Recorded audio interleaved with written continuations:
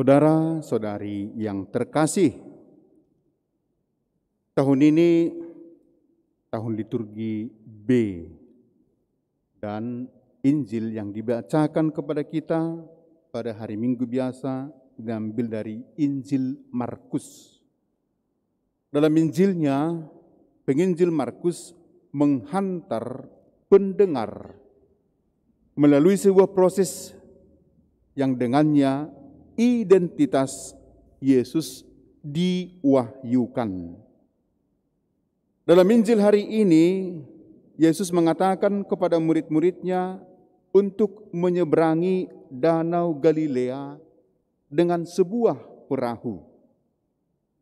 Dalam Injil Yohanes, peristiwa ini diceritakan terjadi setelah Yesus memberi makan orang banyak, sekitar 5.000 orang.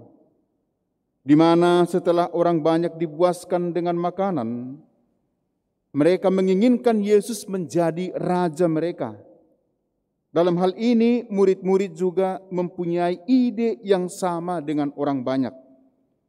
Yesus menyuruh mereka berangkat dengan perahu di mana mereka akan segera berjumpa dengan kehidupan yang real. Mereka masuk ke dalam perahu. Di sana memang ada beberapa perahu menemani mereka. Injil mengatakan bahwa mereka meninggalkan orang banyak. Orang banyak sering dilukiskan ada di sekitar Yesus. Tetapi mereka ini sebenarnya bukanlah anggota yang masuk dalam bilangan para pengikut. Mereka mendengarkan Yesus, kagum pada mujizat yang dibuat Yesus. Tetapi mereka ini hanyalah pengikut dalam hal potensial jadi pengikut. Masih sekedar penggembira. Mereka tidak pernah secara sungguh mau mengikuti Dia. Pertanyaan refleksif barangkali, saya masuk grup yang mana ini? Ketika mereka mengadakan perjalanan melalui danau, diceritakan dalam Injil, tiba-tiba berkecamuk danau. Dikatakan bahwa Danau Galilea terkenal karena sering terjadi badai secara tiba-tiba. Gelombang besar menghempaskan dan mengombang-ambingkan perahu. Dan dikatakan air masuk memenuhi perahu.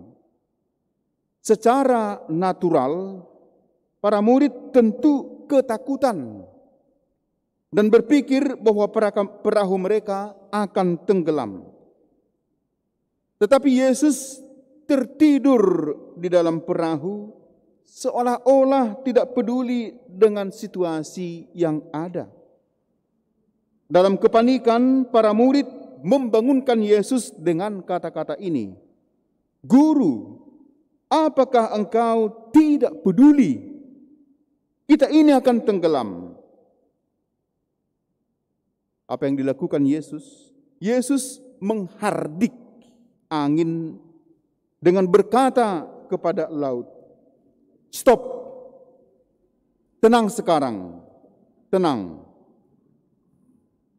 Segera angin berhenti dan keadaan secara sempurna menjadi tenang kembali. Setelah menghardik alam, angin dan danau, kemudian giliran para murid yang dihardik. "Mengapa kalian sedemikian takut? Apakah kamu tidak mempunyai iman?" Sering ketakutan dan iman dikaitkan. Dan sekarang mereka bertambah takut lagi dan ternganga kepadanya, dan dalam keterpesonaan dan kekaguman mereka berkata. Ini yang menarik dan ini yang disampaikan oleh pengarang Injil kepada kita. Siapa dapat melakukan ini? Bahkan angin dan laut tunduk kepadanya. Siapa dapat melakukan ini? Bahkan angin dan laut tunduk kepadanya. Saudara-saudari yang terkasih, siapa dapat melakukan ini? Bahkan angin dan laut tunduk kepadanya.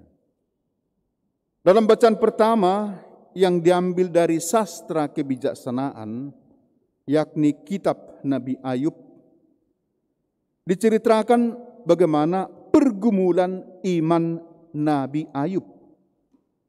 Dalam pergumulannya dia sampai kepada iman bahwa segala sesuatu adalah ciptaan Tuhan. Tuhanlah peletak dasar bumi serta pemasang batu penjurunya. Tuhanlah yang membuat batas-batas pemisah antara laut dan darat. Siapa yang mendatangkan fajar pada dini hari dan menghantar matahari ke peraduannya kalau tidak Tuhan?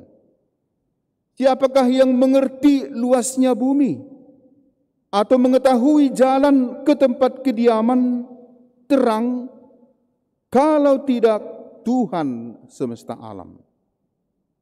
Tuhan semesta alamlah penguasa segalanya. Dari bacaan pertama nyatalah bahwa pribadi yang dapat menaklukkan angin dan danau hanyalah Tuhan semesta alam. Orang yang berada di atas perahu mengetahui bahwa hanya Tuhan semesta alamlah yang sanggup mengontrol angin, yang sanggup meredakan danau. Kontrol angin dan laut direservir hanya kepada Allah. Hal ini kita temukan juga dalam Mazmur. Mazmur yang kita nyanyikan hari ini merupakan nyanyian syukur, jeritan kekaguman dan teriakan keterpesonaan yang diungkapkan oleh orang-orang yang diselamatkan Tuhan setelah lepas dari ancaman alam yang menakutkan dan realitas alam yang tidak dimengerti. Orang beriman tidak mempunyai kesulitan dalam hal melihat kuat kuasa Allah dalam kekuatan angin dan laut. Kata-kata ini adalah aplikasi sempurna murid-murid di atas perahu. Siapa dapat melakukan ini? Bahkan angin dan laut taat kepadanya. Hanya Tuhan semesta alamlah yang berkuasa atas laut. Tetapi hari ini kuasa itu mereka lihat nyata dalam diri Yesus yang melakukan secara tepat apa yang sebelumnya hanya direservir kepada Tuhan.